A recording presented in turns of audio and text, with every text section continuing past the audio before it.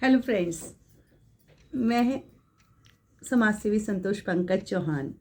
ये मैंने चैनल शुरू किया है, इस पे स्टोरी टेलिंग। तो मैं इसमें स्टोरीज सुनाती हूँ और अगर आपको अच्छा लगे तो मेरी स्टोरीज़ अच्छी लगें तो आप मेरे चैनल को लाइक शेयर सब्सक्राइब करें और लोगों तक फॉरवर्ड करें, जिससे कि लोगों तक अच्छी कहानियाँ पहुँचें। आजकल कई लोग हॉरर स्टोरी सुनाते हैं, मैं थोड़ा सा मोटिवेशनल स्टोरी सुनाना पसंद करती हूँ। और बहुत लोग बहुत ज़्यादा स्ट्रेस में रहते हैं, बहुत से लोग हैप्पीनेस में रहते हैं। समाज में हर तरह के लोग हैं, कुछ दुखी कुछ सुखी। लेकिन क्या होता है कि हमारी जो सोच होती है उस पर ही सारा कुछ निर्भर करता है। जिसकी जैसी सोच होती है उसका वैसा ही नज़ारा होता है। कहते हैं ना, जिसकी सोच वो वैसा ही काम करता है। कुछ लोग पक्षियों के लिए बंदूक रखते हैं तो कोई पक्षियों के लिए चारा रखते हैं। कुछ लोग अपने बच्चों को भी नहीं पढ़ा लिखा पाते, एजुकेशन नहीं दिला पाते, और कुछ लोग अपने बच्चों की रिस्पॉन्सिबिलिटी छोड़ कर भाग जाते हैं। और कुछ लोग ऐसे होते हैं कि जो अपने बच्चों के साथ दूसरे बच्चों की रिस्पॉन्सिबिलिटीज़ भी उठाते हैं।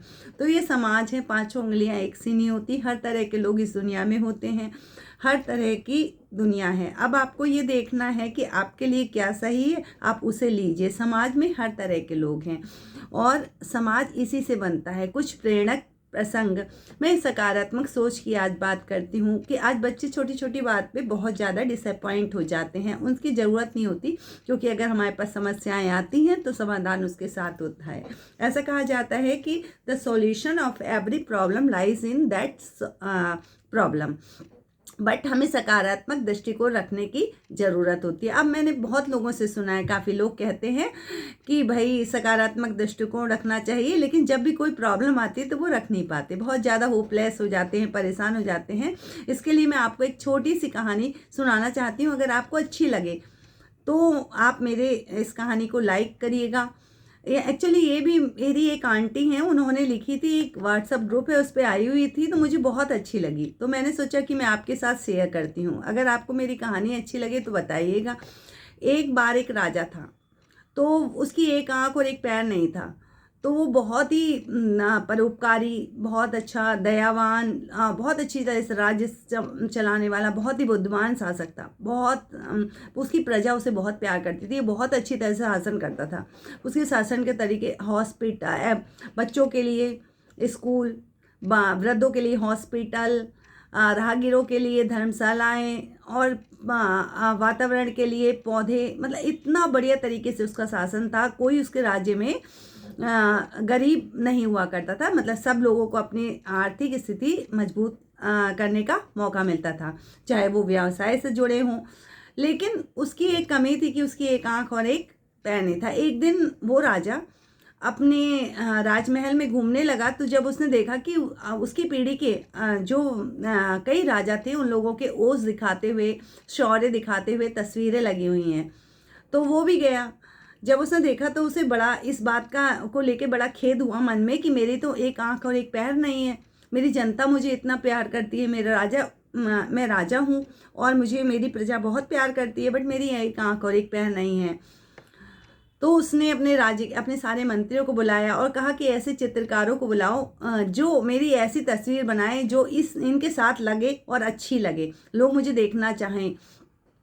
तो लेकिन आप जो मंत्री थे उन लोगों ने सारे चित्रकारों को बुलाया, जितने भी फेमस चित्रकार थे वो आए और वो बोले कि अगर हम ऐसा चित्र बनाते हैं जिसमें राजा की एक आंख और एक पैर नहीं है, ये समस्या दिखाते हैं, तो राजा हमें सूली पर चढ़ा देगा, फांसी पे चढ़ा देगा। तो उन लोगों ने चित्र बनाने से मना कर दिया। राजा बहुत परेशान हो गया। तो राजा के एक मंत्री था, बहुत ही होशियार था, उसने नगर में ढिढोरा पिटवाया और कहा कि कोई भी राजा के ओज शौर्य को दिखाता हुआ अच्छी तस्वीर बनाएगा जो राजमहल में लगेगी और राजा की, तो अपने पूर्वजों के साथ, तो उसे मुंह मांगा इनाम दिया जाएगा। तो उस राज्य में एक लड़का था, ऐसे ही नॉर्मल वो घूम रहा था, उसने भी ये पढ़ा, बोला मैं बनाऊंगा तस्वीर। बोले ठीक है, उसे राजमहल में लाया गया, बोले राजा की तस्वीर बनानी है, बनानी है। बोले आपको, और लोगों ने पूछा आपको भय नहीं है मृत्यु का? राजा आपको प्राणदंड दे देगा, मृत्युदंड की सजा मिलेगी अगर आप तस्वीर नहीं बना पाए। बोले कोई बात नहीं, मैं बना देता हूँ।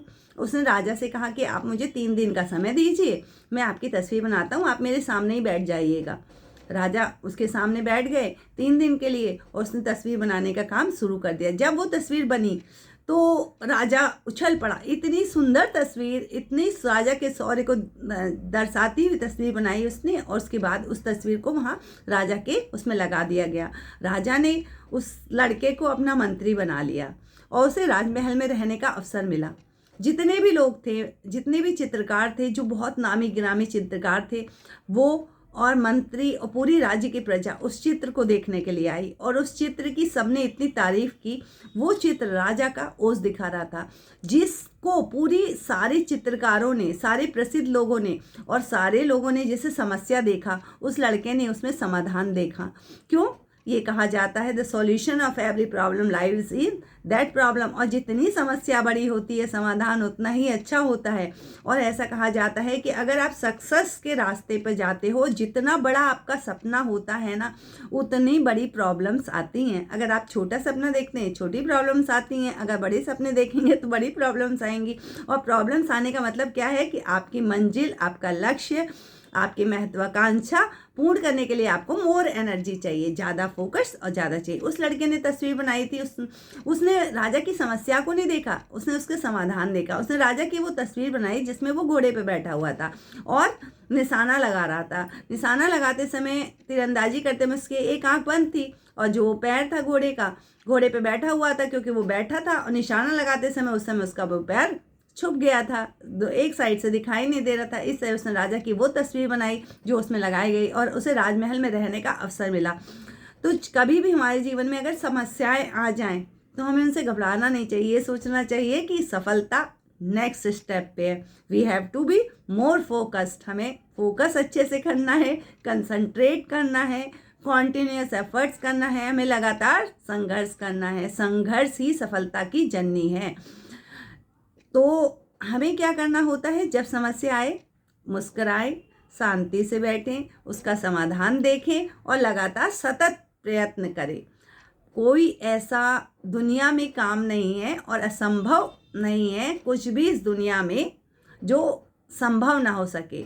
सब चीज़ें इस दुनिया में इंसान के पैर के नीचे हैं, उसके हौसलों के नीचे हैं। इसलिए कभी भी आप किसी भी मुश्किल में पड़े, मेरी ये स्टोरी ज़रूर सुने और अपने एफर्ट्स को जरूर डालें। समस्या कितनी भी बड़ी होगी, समाधान आपके पास होगा। जब समाधान होगा, जब समस्याएं बड़ी होती हैं और समाधान उसके बाद आते हैं, जब सक्सेस आती है, वो भी ग्रैंड सक्सेस होती है, वो सेलिब्रेट करने लायक होती है, क्योंकि आपकी मेहनत, आपके एफर्ट्स आपके अंदर एक कॉन्फिडेंस भर देते हैं। और अगर आपके अंदर कॉन्फिडेंस आता है तो एक नया सवेरा आपका इंतजार कर रहा होता है। इसलिए eat healthy, be fit and listen to my stories. मिलते हैं नेक्स्ट स्टोरी में। Till then bye.